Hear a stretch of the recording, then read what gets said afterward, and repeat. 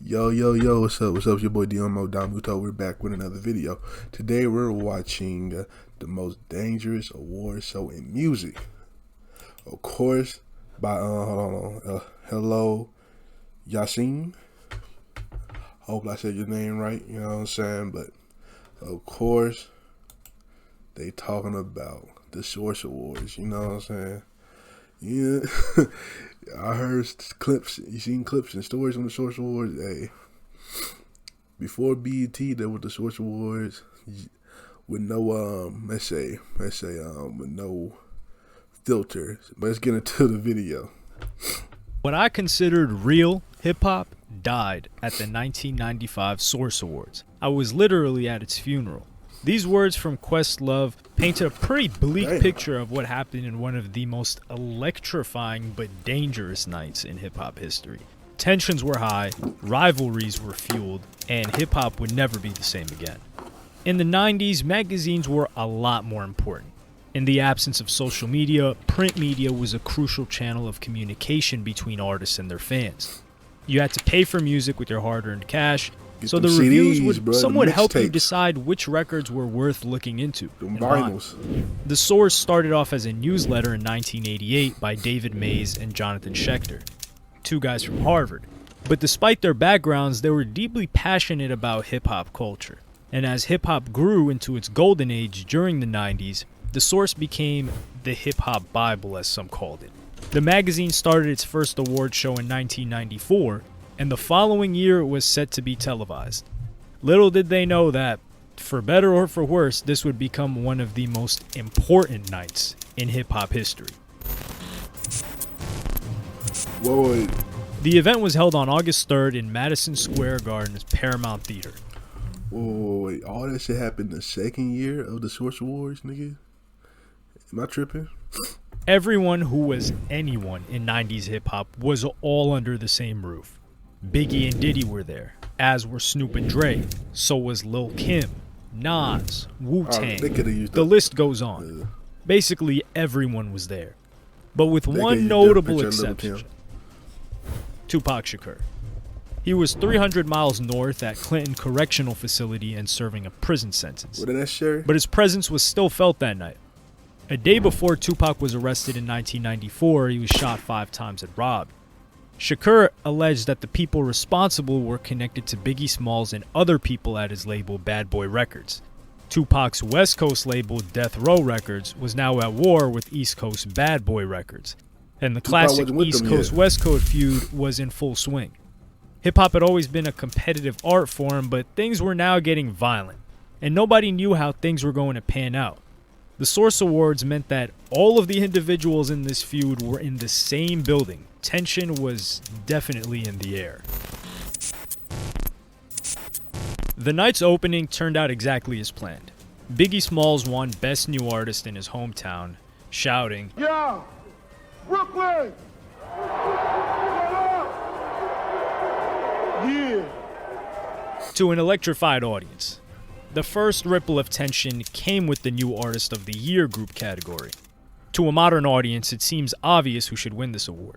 While the hype was focused on rappers from the East Coast or the West Coast, the Source decided to shine spotlight on neither of them. Instead, the award went to a little-known rap group from Atlanta at the time called Outkast. Big Boy was humbled and highly complimentary to the New York audience. But Andre 3000 had something he wanted to get off his chest. In his unapologetically Southern accent, he took the mic and said, "I'm tired of folks, you know what I'm saying? Them closed-minded folks, you know what I'm saying? It's like we got a demo tape and nobody want to hear, but it's like this, the South got something to say. That's all I got to say." Andre 3000 had shifted focus from the whole East Coast-West Coast feud, but only for a moment. The drama was set to escalate further on into the night. A huge win for Bad Boy Records was Lyricist of the Year, which also went to Biggie. And again, the New York audience was excited to see him win another accolade.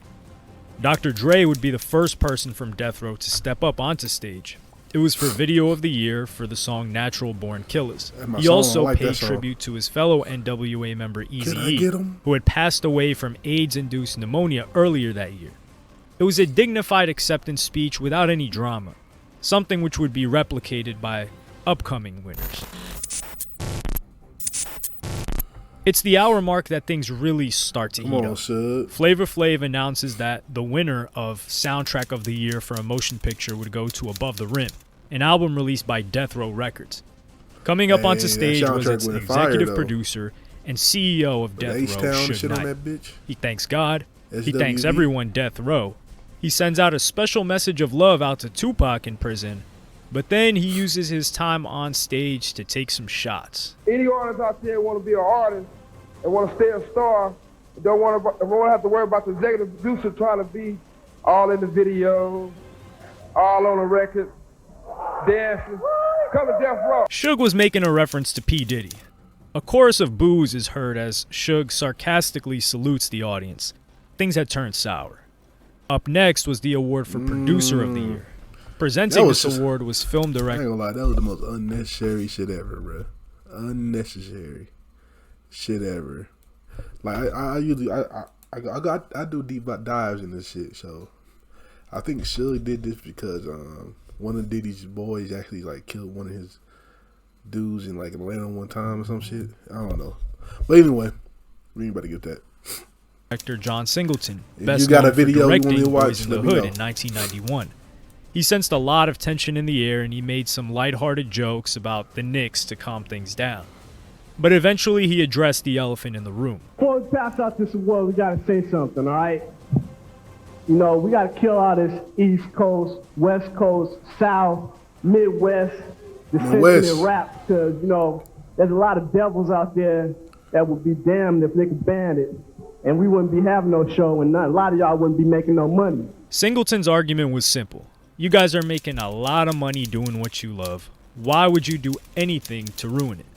There was also a lot of moral panic about hip-hop in America at the time, so violent beefs were only giving hip-hop critics more credibility. But Singleton's words seem to have fallen on deaf ears. He listed out the nominees for Producer of the Year. Two of New York's greatest ever hip-hop producers, DJ Premier and Pete Rock, were on the list, and their names alone brought out cheers from the local audience.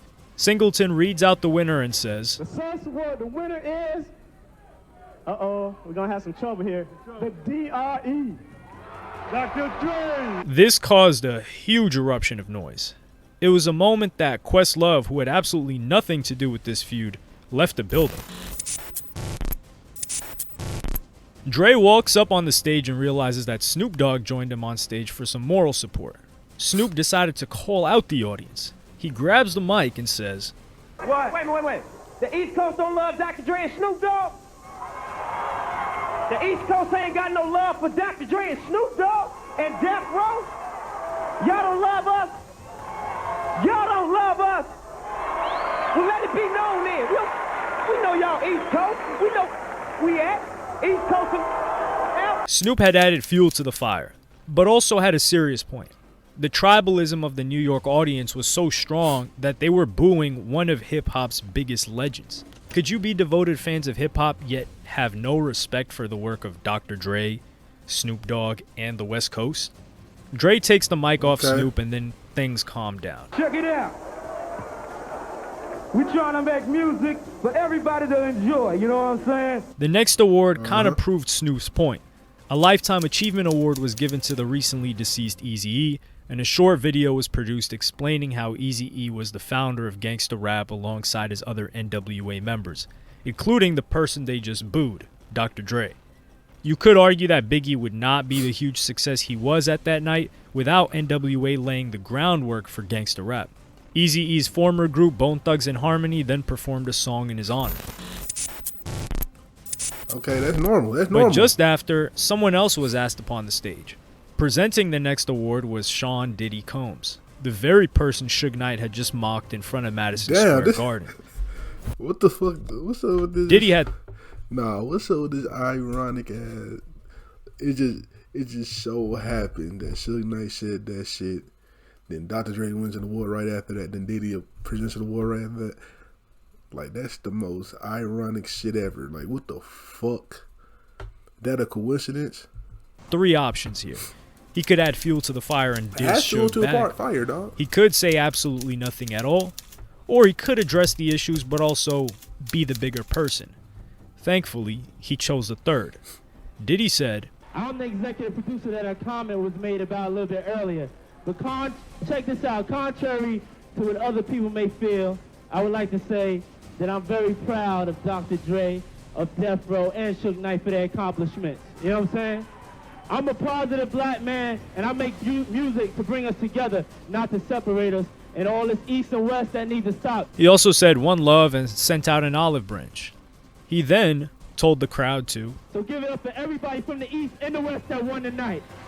The next award was for Best Solo Artist, and this award was given to Snoop Dogg. Snoop had to walk up on stage once again, but his words were more measured now. He hugs Diddy and gets on the mic. Oh, we doing it like players now. That's right. Now that we done made the East Coast, West Coast thing officially one love, I want to thank everybody out here. Snoop had accepted the olive branch.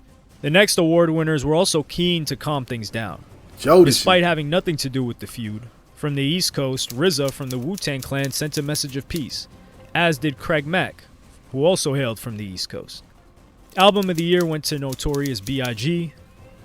The whole audience was bated breath waiting to see what was going to happen. Was Biggie going to heat things up or cool things down? To the relief of many people in the building that night, he just gave a standard awards acceptance speech. He paid tribute to his family members and said, "We did it, Brooklyn, we did it!" It was later revealed that Diddy was the one that had told Biggie not to say anything inflammatory. Like many award shows, there was an after party. Things moved on to the Tunnel nightclub close by. This bar was Diddy's stomping ground, and he was ordering buckets of champagne. But standing across from the other side of the room was Suge Knight. Diddy confronted Suge and asked him if he was referring to him during his speech. Suge's response was, "Nah, I was talking about Jermaine Dupri." Oh yeah, I heard about Again, that. Diddy was faced with a number of options, but again, I mean, they do the same thing he chose in the videos. the most sensible one. He put his ego aside and let Suge think that he believed him. In reality, he didn't. This after party was revealed by Diddy in the Drink Champs podcast. He was then asked if his move would have altered hip-hop history. His response was that things would have been much, much worse if he decided to escalate.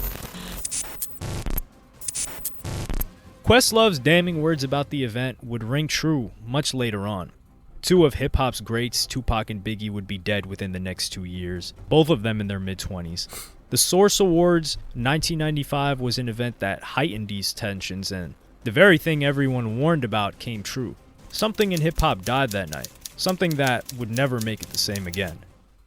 Yeah, man, all that shit just kind of just escalated, bro. It just, that East Coast, West Coast shit, of course, I wasn't born at the time, but the Source Awards, people, when you hear older people, the people that was in the rap game around that time, they say the social, like, the media really, like, you know what I'm saying, kind of hyping it up, which hyping nothing up. But then Tupac came out, started dissing the East Coast, and you know, it just all just went downhill from there.